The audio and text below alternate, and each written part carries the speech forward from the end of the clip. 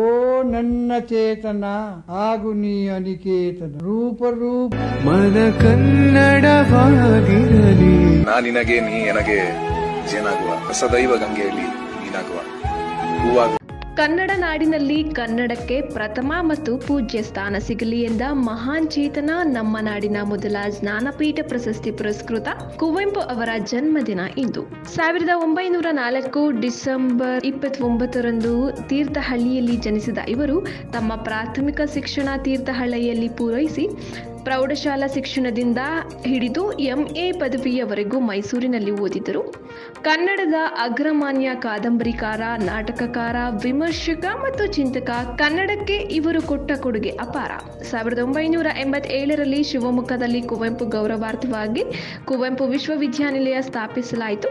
ಅವರ ಹುಟ್ಟುಹಬ್ಬದ ಪ್ರಯುಕ್ತ ಇಂದು ವಿಶ್ವ ಮಾನವ ದಿನ ಎಂದು ಆಚರಿಸಲಾಗುತ್ತದೆ. ಶ್ರೀರಾಮಾಯಣ ದರ್ಶನಂನಂತಹ ಮಹಾಕಾವ್ಯದ ಮೂಲಕ ಇಡೀ ವಿಶ್ವವೇ ಕನ್ನಡದ ಬಗ್ಗೆ ಇರುವ ಅಭಿಪ್ರಾಯವನ್ನ ಬದಲಾಯಿಸಿಕೊಂಡು ಕನ್ನಡದ ಭಾಷೆಗೆ ಚಿನ್ನದ ಕಿರೀಟ ತೊಟ್ಟಿಸಿದವರು ಕುವೆಂಪು. ಮೈಸೂರಿನ ಮಹಾರಾಜ ಕಾಲೇಜಿನ ಪ್ರಾಧ್ಯಾಪಕರು, ನಂತರ ಪ್ರಾಂಶುಪಾಲರು ಆಗಿದ್ದರು. ನಂತರ ಮೈಸೂರು ವಿಶ್ವವಿದ್ಯಾನಿಲಯದ ಉಪಕುಲಪತಿಗಳಾದರು. ತಮ್ಮ ಕಲ್ಪನೆಯ ಕೂಸಾದ ಮಾನಸ ಗಂಗೋತ್ರಿಯನ್ನ ಕಟ್ಟಿ ಬೆಳೆಸಿ ವಿಶ್ವವಿದ್ಯಾನಿಲಯವನ್ನ ಅಧ್ಯಯನಾಂಗ, ಸಂಶೋಧನಾಂಗ ಮತ್ತು ಪ್ರಸಾರಾಂಗ ಎಂಬುದಾಗಿ ವಿಭಾಗಿಸಿದರು. ಕಡಿಮೆ ಅವಧಿಯಲ್ಲಿ ಕನ್ನಡದಲ್ಲಿ ಪಠ್ಯ ಪುಸ್ತಕಗಳನ್ನು ಬರೆಸಿ ಕನ್ನಡ ಮಾಧ್ಯಮದ ತರಗತಿಗಳನ್ನು ಆರಂಭಿಸಿದರು.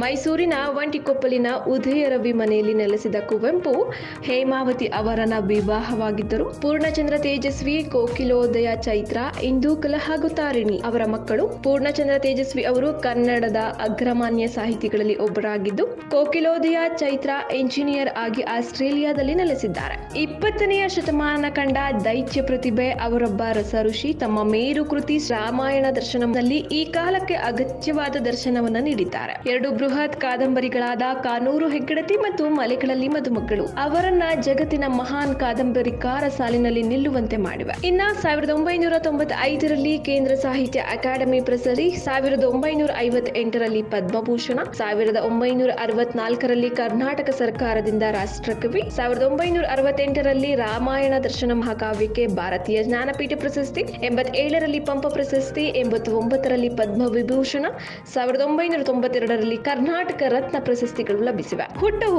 ಪ್ರತಿ ಮಗುವು ವಿಶ್ವ ಮಾನವನೇ. ಆನಂತರ ಆ ಮಗುವನ್ನ ಜಾತಿ ಮತದ ಕಟ್ಟುಪಾಡುಗಳಿಂದ ಬಂಧಿಸಲಾಗುತ್ತದೆ. ಹಾಗಾಗಬಾರದು. ಯಾವುದೇ ವ್ಯಕ್ತಿ ಜಾತಿಯಿಂದ ಮುಕ್ತನಾಗಬಾರದು, ನೈತಿಕ ವ್ಯಕ್ತಿತ್ವದಿಂದ ಮುಖ್ಯನಾಗಬೇಕು ಎಂಬ ಪರಿಕಲ್ಪನೆ ಕುವೆಂಪು ಅವರಿದ್ದಾಗಿತ್ತು.